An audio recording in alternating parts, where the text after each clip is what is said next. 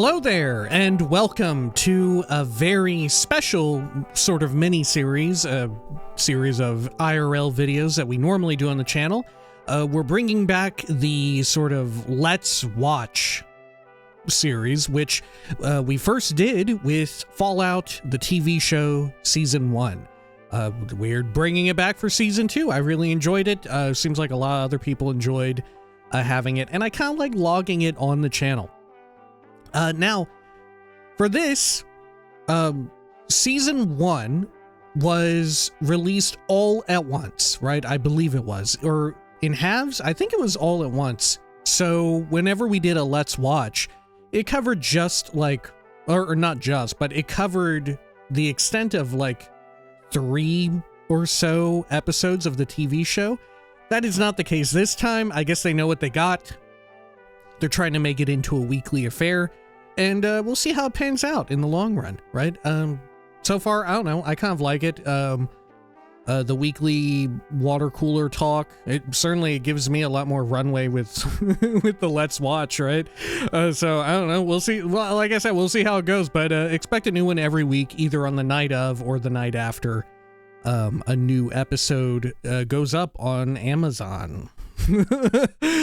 But nonetheless, just as we had with Season 1, and, you know, feel free to check a look at our Season 1 Let's Watch playlist, or the start of this one, in fact. We'll just keep them in the same dang playlist, why not? Similar to that, I've got a handy-dandy notebook, which, as I was watching the episode with my dear partner Kim, I wrote down some notes to keep in mind, and we'll go over some of them here. Anyway, this is Season 2, Episode 1. It is called The Innovator, and we open with, I assume, who we're referring to with that title, The Innovator, that being none other than Robert House, who for Season 2 has been, I hesitate to say recast, but has an additional casting. That being the esteemed Justin Theroux, who has appeared in a lot of things, and I personally really enjoyed his performance in The Leftovers. If you haven't seen The Leftovers and you're unfamiliar with Justin Theroux, I highly recommend The Leftovers. The Leftovers is so good. It's got to be one of my favorite TV shows of all time, and I think he does a stupendous job in that show. And I hope that the role of Robert House affords him the opportunity to really, I don't know, exercise his acting chops, because based on The Leftovers, I know he's got him, right? But we'll see. You know, it's a bit more of a popcorny, fun romp of a show rather than like a prestige drama like The Leftovers was, right? So, you know, manage expectations here and there.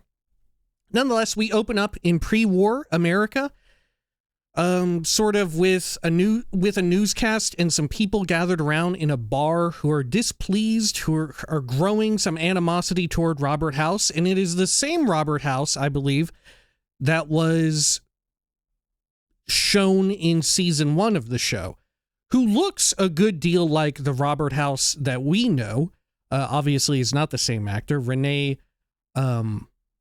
Aubergenois, I forget how to say his last name, but he had sadly passed away. But, you know, of Odo fame, of Robert House from New Vegas fame, is no longer with us. So, of course, couldn't have him here in any form or function.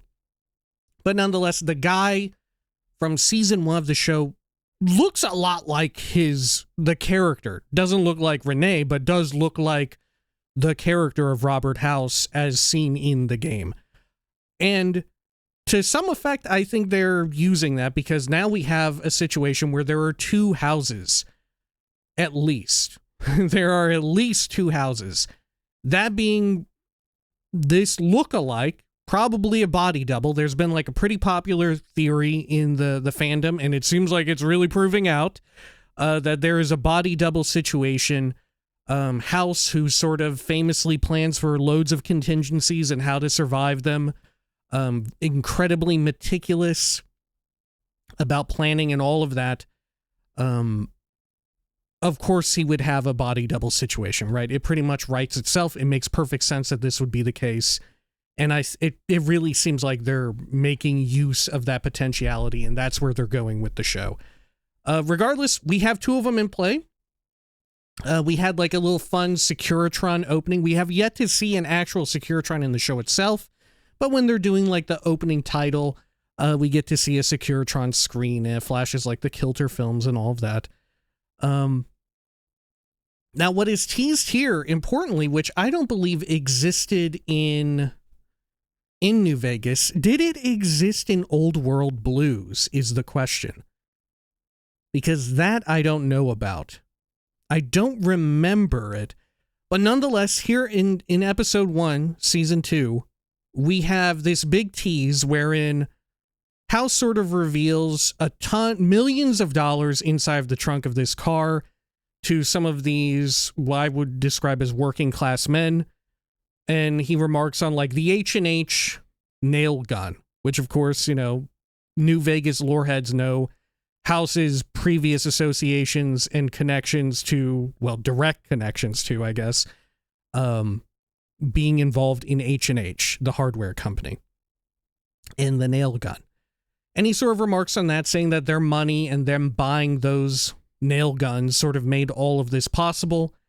And he shows off this sort of neural implant that gets attached to your spinal column, I think, in the back of your neck, to say the least. And it affords some degree, some measure of mind control, which, as far as we know, this is new stuff. Once again, the way in which Robert House was written in New Vegas, I feel 100% permits a character like that to play his cards close to his chest, and not reveal everything to Courier 6 that wasn't necessary. Not even to Yes Man, I would say. But maybe we'll see. Maybe Yes Man will come into play here, I would imagine, and we'll know something. I don't know. Who can say? Either way, it fits the character, I think. Having some other tricks up his sleeve. In this case, the mind control device does seem to work to some degree, but ultimately ends with the guy. Was his name Bob? Did I write down his name? I don't know. I don't know. I think his name was Bob. Either way, his head blows up at the end of it, right? And throughout the episode, this seems to be teased, like more and more people having their heads blown up. Some of them, a lot of them buy this same device, but not all of them. A lot of people getting their heads blown up. After that, our fun introduction to Robert House, we cut over to Novak. But actually, before we get to that, more interesting talk and discussion on Robert House. Am I incorrect in this? But I feel like Robert House is maybe potentially being set up as not just a season villain, but a series villain, right? Like, it really truly feels like Robert House is going to be a villain throughout the entire show at this point, given the amount of importance and also how much he ties into a lot of the themes of sort of like the evils of capitalism and sort of Vault Tech trying to extract people's money through fear and trying to exert control over the world. A lot of it plays into those overarching themes. So it feels kind of weird to have House die off if he's not the main overarching villain, right? It feels like we're going to pivot from Hank into Robert House. But we'll get more into Hank. Nonetheless, like I was mentioning, we get to see Novak. We get to see Dinky, the Dino Bite gift shop, all of that fun stuff here. Immediately in episode 1, they are immediately blowing the Dinky load right off the bat. I was not expecting it to happen so soon. And not only that, you get the double load blow. The refractory period is minimal. Because immediately in this scene where Walton Goggins' The Ghoul is being hung by none other than some great cons. Great to see that the great cons are still around and, still having some of their iconic great con get up. You get like the little pointy motorcycle helmet, the jackets and all that stuff. The Great Khans are still around. They have their little like banner flying around at Novak. Ella Purnell's Lucy and Dogmeat are up inside of Dinky, manning the spot where usually either Manny or Boone would be hanging out, and they've got a rifle of some kind. And the plan that they had is going awry. They were meant to extort them for some caps, try and do like a fake bounty collection and all of that. But it goes awry, and they end up having to fight the Khans here. A scene which is entirely fan service in every, right?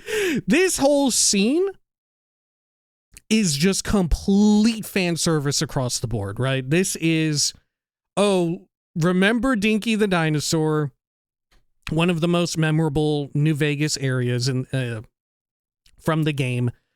Remember the Great Khans. Remember as well Marty Robbins' Big Iron. They actually do a Big Iron shootout montage in episode 1, season 2. I thought that we would be saving this for like the finale of season 2 or something, but no, we are doing it right here, right now.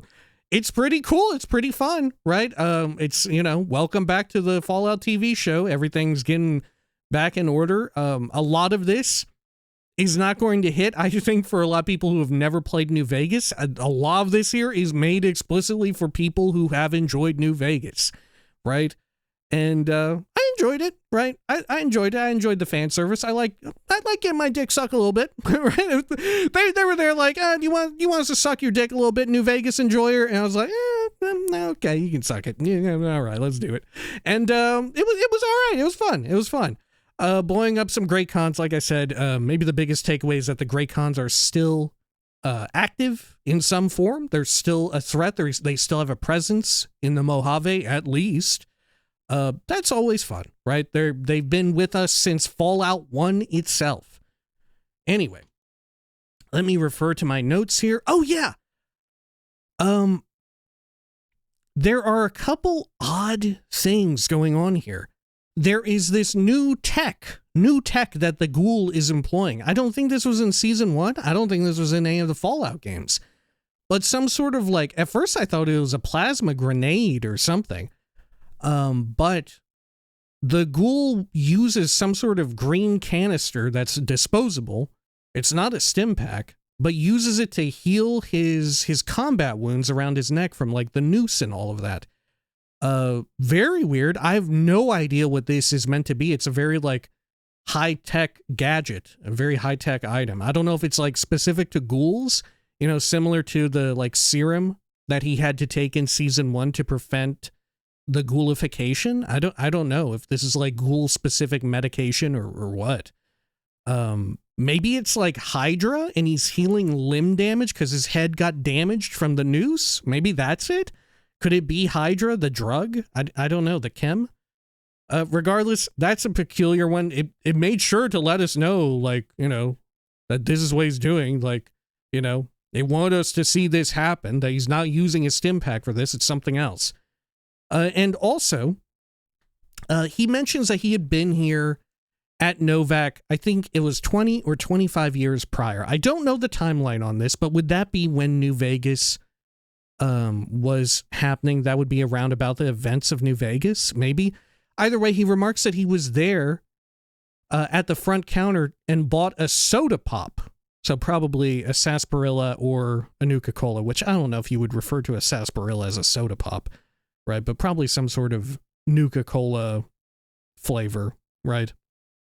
But he remarks that the woman working behind the counter was a nice lady named Darla, right? Was it Darla? Which there is no Darla in Novak. Granted, maybe he's mistaken. As far as we know, this could be one of two people, right? If we're just taking a closer look at this. It could be Jeannie Mae Crawford, who of course works at also, of course, we're going to be spoiling Fallout New Vegas, as well as maybe some other things from Fallout games throughout all of this. But Jeannie Mae Crawford in Fallout New Vegas, the video game, is working the counter. And is the prime suspect and it turns out to be the culprit behind the disappearance of Boone's wife. She's the one who sold Boone's wife into slavery to the Legion. And she is not a very nice lady, right? But she does love to put on airs of being amicable and all of that. So it's possible that she knew who Cooper Howard was. I don't think so, because he would have been ghoulified, right? I don't think so. Yeah, I don't know. I think it's Darla is someone else. Anyway, the other person it could have been is that he simply misremembered the name, or maybe I misremembered the name, but isn't Boone's wife? Her name was Carla, right? Not Darla. Maybe, unless I'm mistaken, maybe her name was Darla. Either way, maybe that's what that's referring to. I'm not sure. And we don't really know anything about... Well, actually, we do know something about, like, the general temperament of Boone's wife. That being that a lot of people didn't like her, right? She was a little abrasive for some reason or the other. And that's part of what got her in deep shit with Jeannie Mae Crawford, was the fact that she was so acerbic. But, you know, definitely didn't deserve what happened to her at the end of the day, of course, as we've talked about before on the Fallout New Vegas playthrough. Anyway, just something a little bit weird. They make a reference to the fact that Robert House was able to successfully defend the New Vegas Strip, right? Sort of taking down various nuclear missiles and armaments that were coming its way for the most part. They even get offered the bit of wiggle room that's present in the game as well, wherein he didn't get all of them, but he did get a bunch of them, right? Which in and of itself is a little bit weird. You know, if you consider, like, why would they all be targeting Vegas? Well, the sort of presence of Robert House and as well the show sort of building up Robert House to be even more of a major player in the world of Fallout than he already was, right? The show is making him out to be even more of a major player than was already the case. Anyway, let's see. We go to a flashback, once again, to Cooper Howard in pre-war times with his daughter. Not too much going on here, just some more like world building with regards to Vault Tech. They're on their way to Bakersfield, no less, a location present in classic Fallout, in Fallout 1, which is almost entirely overrun by ghouls. So maybe, I don't know, maybe he was there at some point as a ghoul in Bakersfield. Who could say? Regardless, you've maybe heard of Bakersfield, Fallout Bakersfield, the sort of Doom conversion mod that turns it into Fallout. You've maybe seen the fun little gameplay snippet, the vertical slice. It looks very good. Entirely fan-made. Also, here, like I had mentioned, we have world building with regards to Vault Tech, sort of employing more of their scare tactics. We already heard it. Here they are showing and not telling, wherein they drive into an idyllic suburban neighborhood, and there's a Vault Tech van and Vault Tech salesman who looks amazingly a ton like the Vault Tech salesman from Fallout 4, not just in his clothing, but he actually looks like him. This is maybe one of the most shocking casting jobs that they've done yet in the show, is the fact that Vault Tech salesman looks exactly like how I remember the Vault Tech salesman from Fallout 4. Maybe they just all look like that. Do they just all look like that? Or is there going to be like a twist eventually that they just like clone them? Thanks to the Gary Vault, all of the Vault Tech salesmen are like the same exact guy, right? They were like, well, this guy's he's able to close out a whole lot of sales. Let's just clone this one guy. Right, but nonetheless, he's wearing the whole getup. He's got the little hat. I think he's got the clipboard and everything. He gives a little corny ass smile and all of that. And then right as he's going up to her house, the sort of like klaxons, the sirens, the air raid sirens begin sounding. People start bursting into a panic. A vertibird starts to fly overhead. And it's very reminiscent of the opening to Fallout 4. They're very much evoking that. But alas, it is just a peculiarly timed test, just when it so happens to be that this guy is showing up trying to sell some vault spaces, right? scare tactics and all of that.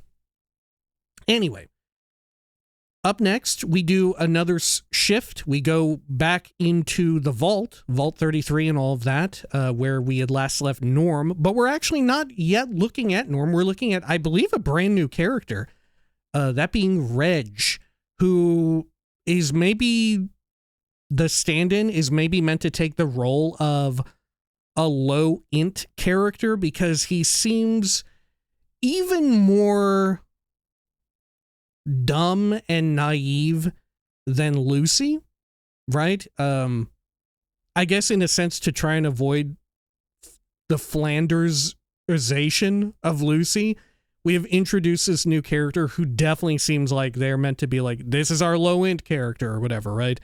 He goes around, he's literally like a grown-ass man licking a giant lollipop with, like, you know, the, like, stereotypical, like, rainbow lollipop. He's going around with a giant lollipop licking it.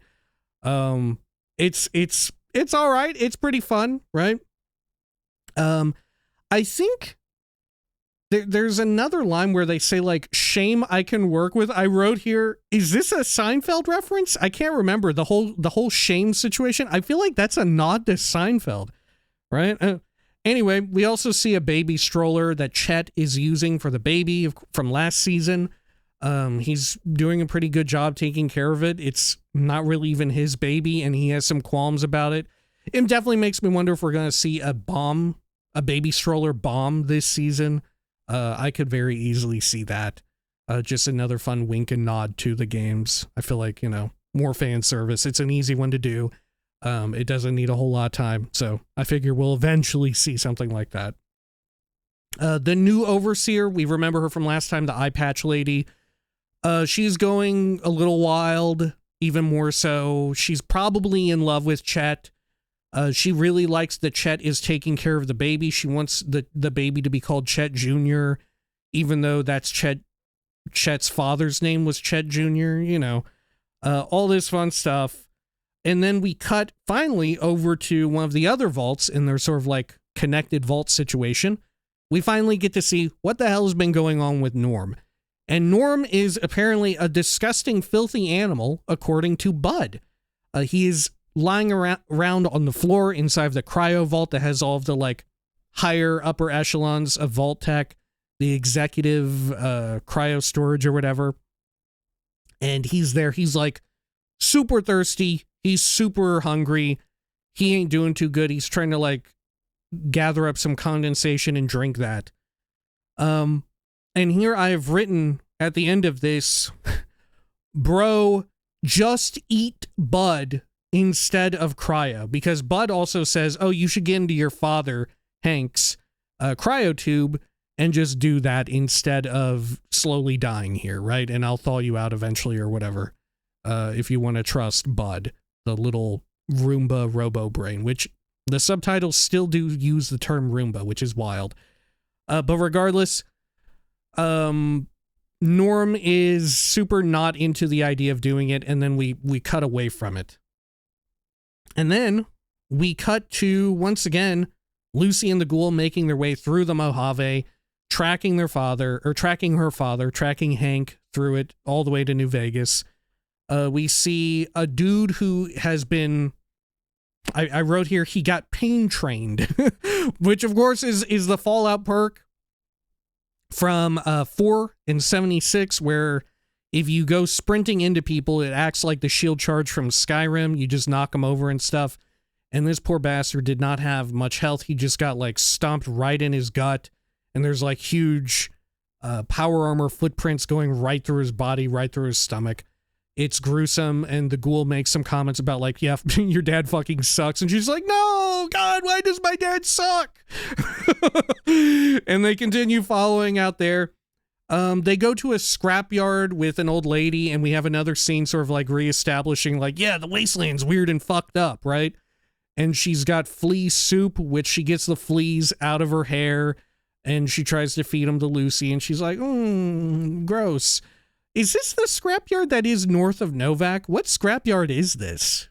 Or is this like a new scrapyard? Because it could be a new scrapyard, but the way in which it was shaped definitely evoked that scrapyard where God, what was her name?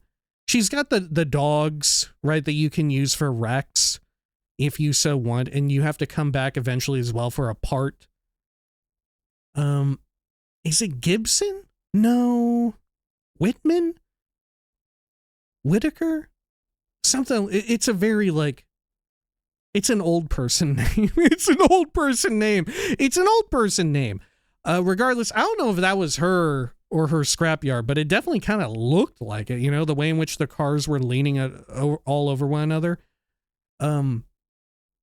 Regardless, after this, they arrive at a Starlight Drive-In. Not the one from Fallout 4, but I think, would it be the drive-in where you begin Old World Blues? Is that a Starlight Drive-In, or is that a different drive-in? I think it's a Starlight Drive-In. The same one where you see like the broadcast up against the screen, and like I said, that's where you begin Old World Blues from that drive-in.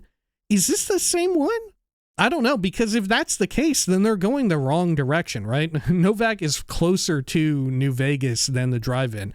It may very well be a different one, or they're just going the wrong ass way because they're tracking their father, and maybe he's taking a roundabout route.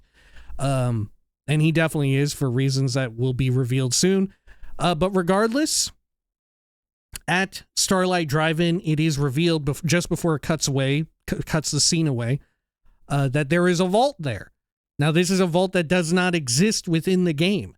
I actually went and checked real quick just to make doubly sure, because I was like, I don't remember a vault here. Maybe this is a different drive-in, which led me down the rabbit hole of being like, well, what is Vault 24? And apparently, it is just a little snippet of some of the vast plethora of cut content from New Vegas, right? There's a bunch of cut content present in New Vegas. Well, not present because it got cut, but stuff that was going to be purposed in some other way in the game. And Vault 24 was just one such vault.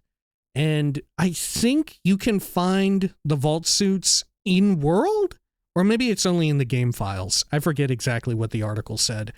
Bless up to the independent Fallout wiki and all that. But regardless, Vault 24, clever way to sort of make use of some of the ample cut content that New Vegas had. I wonder how much we're going to do this to like keep going back to the well, the frankly vast well of cut content for New Vegas, and sort of like fleshing it out and making it relevant and sort of spinning it into something for the TV show, right? I think that's a very clever and fun way to do it. I don't know. I appreciate that. I like that. It's very fun to acknowledge it in such a way, especially considering there probably won't be an official, like, if there is a spiritual successor to New Vegas, of the like a video game, it probably won't be New Vegas 2, and it probably won't be set in the New Vegas area, right? So this is really the only other way that we're ever going to find out about this vault. Unless they, of course, retconned it and moved the vault further away from the Mojave. But I don't know. I feel like this is such a fun way to like acknowledge it and include what was otherwise cut from the game. Anyway, before we can explore the vault, we cut back away. Let's see. We cut back into pre-war times after Cooper Howard and his daughter have seen the Vault-Tec sort of testing and sales and all of that. They're in a diner meeting with none other than Moldaver, and we get a close-up of the sort of little whack-a-mole, but it's whack-a-commie, you know. Of course, you know, makes sense because of Moldaver's communist affiliations and all of that. Regardless here, she mentions, and of course this is no confirmation, right? We need to be very careful about this to not insinuate too much whenever people say this, but she says that when the world ends such and such, it'll be Robert House that presses the button. And it's in this way that she insinuates that she wants Cooper Howard to go and take this dude out because he's a major problem. But very cool to see Moldaver back again and being sort of an interesting character. And we also see, as Cooper Howard goes back to his house, we get our first tease of Caesar's Legion, I guess, in a weird roundabout way. I think it's Cooper Howard's house, right? There is a poster, a movie poster hanging up on the wall called The Revenge of Brutus, And it's, you know, it's exactly what you would think. It's someone who looks like they would be wearing a bunch of Caesar's Legion, Roman Legion getup and all of that. And I don't know, it makes me wonder where they're going with that. If we're going to see more with regards to the Revenge of Brutus, or if this is like a nod to what they have planned for Caesar's Legion in the TV show or whatever, right? Who can say? Anyway, this episode, we don't get anything formally about Caesar's Legion. Just a fun little tease to whet our appetite for future installments. Anyway, we go back into post-war times with Cooper Howard and with the Ghoul and Lucy and sort of looking around Vault 24. It's been opened. We find out, yes, Hank came here. Hank was looking around inside the vault. Then we do another cut. We go over back to Vault 33 and all of that business, Lucy's old vault, with Reg once again. Like I said, we're making Reg kind of a significant character. You know who I haven't seen so far in this season? I forget what his name is, but his character was a member of the vault. Does he die? Regardless, the actor also plays kind of a major character in Apple TV's Severance. So far, we haven't seen him. Do you think maybe he got cut?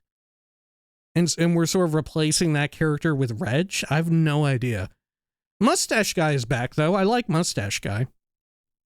Regardless, Reg is sort of hosting, I think, an inbreeding support group. And, of course, you know, playing for laughs. There's a couple there who are probably related, and they're like, oh yeah, we're going to get rid of the rules for inbreeding, right? Because they want to fuck. Right, these people want to fuck. And they're like, oh, rats, we can't fuck? You're not wanting to get rid of the rules against inbreeding? Come on. We want to breed. But there's also this lady here who's snacking big time, and Reg is super into talking and really just wants her to stick around.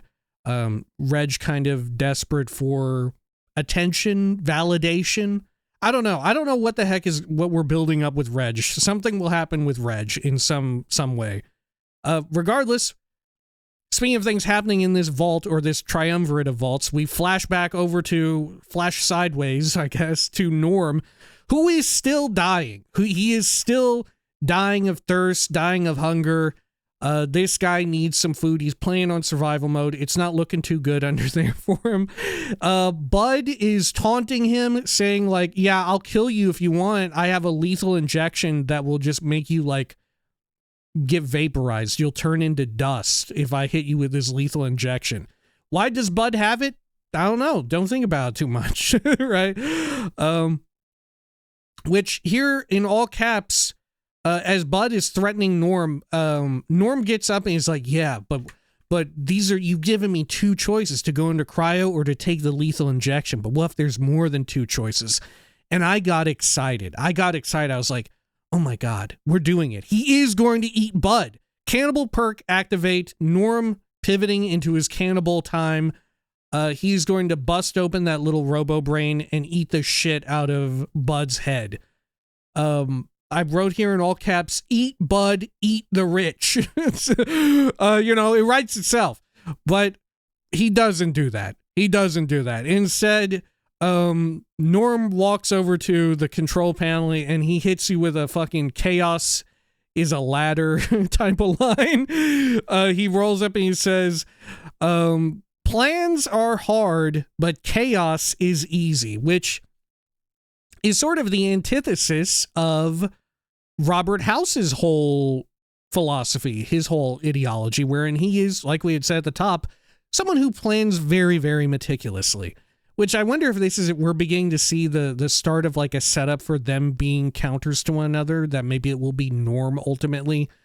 This sort of originally like skittish vault dweller who eventually somehow comes to stop Robert House in some meaningful way. I don't know. But either way, we're definitely seeing like some amount of character development and all of that, where Norm is posed very much opposite of Robert House, someone who is super keen on planning and meticulousness. Norm says, let's just thaw out everybody. And Bud is freaking out. Little brain Bud is freaking the hell out as all of these execs start to get de-thawed or thawed out, de-cryoed.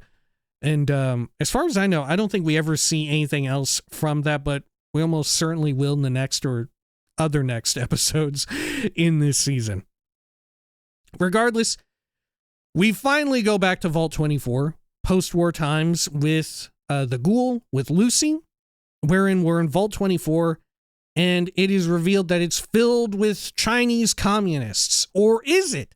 It's actually filled with Americans who were sort of brainwashed into believing, I would say, that they were Chinese communists. There's like a projector showing, you know, sort of like the like big squiggly thing, which is very Fallout, to be like, oh yeah, this actually does work on people. You see a big squiggly line or whatever, and you get hypnotized.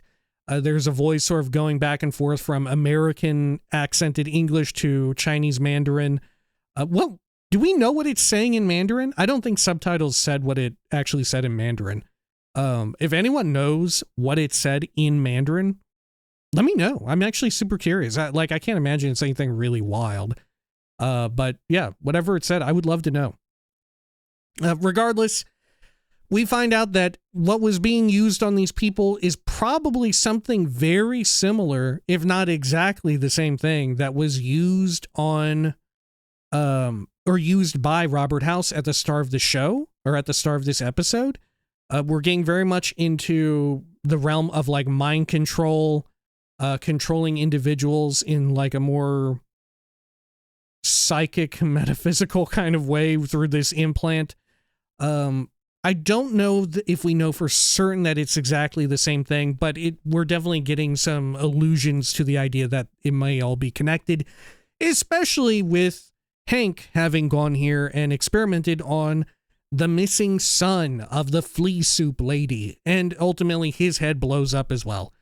Just as Bob the Builder. Was he Bob the Builder? Was he Bob the Builder from the start? Is that why his name was Bob? We were doing a Bob the Builder bit? God, maybe we were. Maybe we were. Regardless, head blows up, same way. Probably not an intended side effect, I don't think. They're still working out some kinks.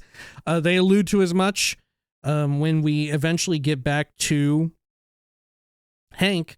I cannot help but imagine that this is, you know, them sort of mind controlling all of these people in this vault into believing that they're Chinese communists. This is maybe House running this vault, running the experiment, testing it to see if he can manufacture a scapegoat to pull the blame off of him for pressing the button and launching the nukes, ending the world, and putting the blame on a different faction. Maybe the Chinese, maybe the communists or whatever, right? It remains to be seen where this leads to, but so far we have insinuations, and they seem plausible and all of that, right?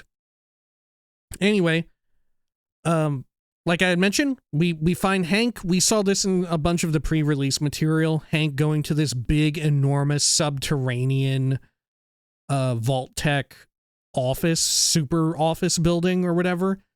What the hell is this? Where is this? I don't know. Is this in Vegas? I don't know. He says he's in Vegas, doesn't he?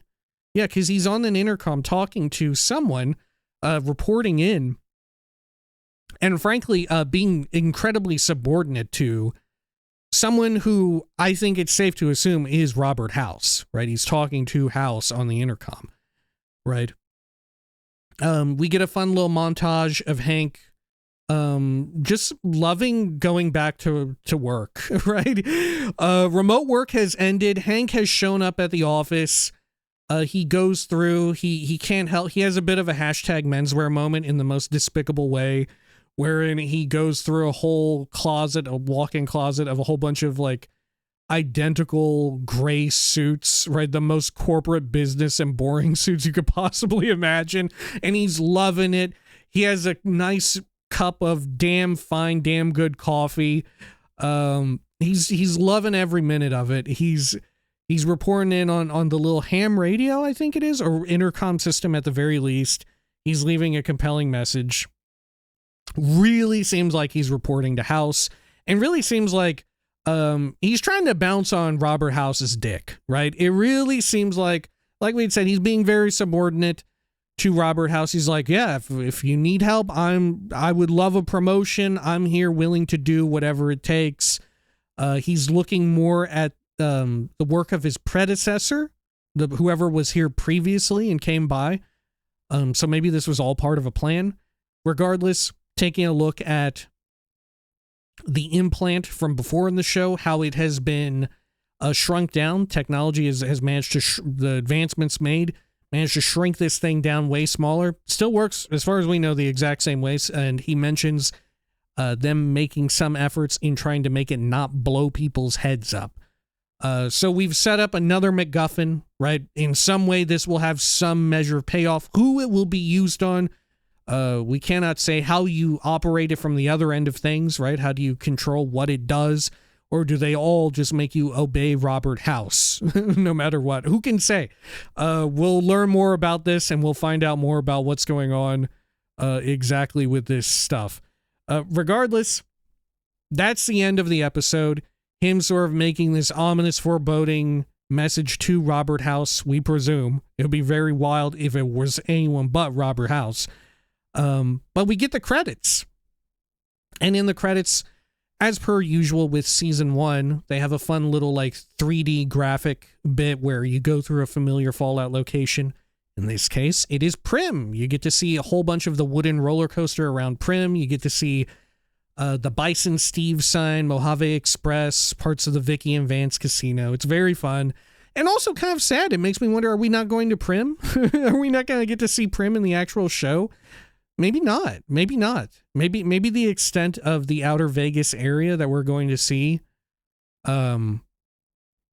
is going to be Novak. You know, I don't know if we're going to are we going to Good Springs?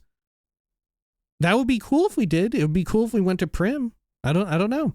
We may just go to like Boulder City, Hoover Dam, and Vegas from here on out. Who can say? We'll see. Maybe there's room for it, right? As the budget for the show has grown, maybe they got some more stuff going on. I don't know. Anyway, they do a this season on Fallout teaser as well, which we finally get. I think we finally get the full name of Kumail Nanjiani's character, who is sort of like if you're unfamiliar with this guy, he is like, what did he do? He did a kind of a tragic, melancholic movie about his own personal life in a way, which was quite sad, about like a health scare. Not to say too much, but it was like a pretty good health scare. And it was a pretty affecting movie, but otherwise he's a comedian. He got incredibly buff recently, right? If you thanks to the Marvel Cinematic Universe, he got extremely buff, and probably that's enough to let you know who this guy is. Regardless, his character is apparently named Xander Harkness. Do we think that this could be the same Harkness from Fallout 3? Do we think that this is the same damn guy, just with a completely different face? You know? Because we already know that he underwent facial reconstruction surgery to hide his identity. You know? And you could keep pulling this trick off, right? Even within the show. Like, if for whatever reason they want to kill him off, they could have him come back as a different actor once again. But it would be very wild and interesting if a synth infiltrated the Brotherhood of Steel. Yeah, I guess it would be interesting, wouldn't it? Right. I guess it would be a little interesting if one infiltrated there. But this would make for some interesting character development with Maximus, when he maybe meets this character and somehow they have their own adventure and it spins out and, somehow they meet up once again with Lucy and the Ghoul, because this whole episode, we haven't gotten anything out of our tertiary protagonist, right? We haven't seen a lick of this dude. We haven't seen anything about the Brotherhood of Steel. All of that is still cooking. Maybe it'll be the next episode or some such like that. We get to see a flash of Macaulay Culkin playing some sort of Caesar's Legion motherfucker, and he like runs somebody right through the gut. He's looking cool as hell, looking like a sicko. Caesar's Legion infighting. I feel like that could be anything. I don't know if we should read too much into that. They're maniacs over there, right? They're so wild that like this may just be them dispensing what they consider justice. It could be some sort of significant infighting. Who could say? It could be any number of those things. Either way, we get to see his character in action. I am very much looking forward to that. We get to see effectively in the coming up this season, basically full on confirmation of Justin Theroux's portrayal of Robert House showing up again post-war, right? You get to see the iconic Lucky 38 computer terminal that's all lit up green and everything, overlooking the enormous window overlooking the strip. And you also get to see Robert House turn around in that computer, at that computer, probably talking to one of our protagonists. But, it's cutting back and forth between all this stuff.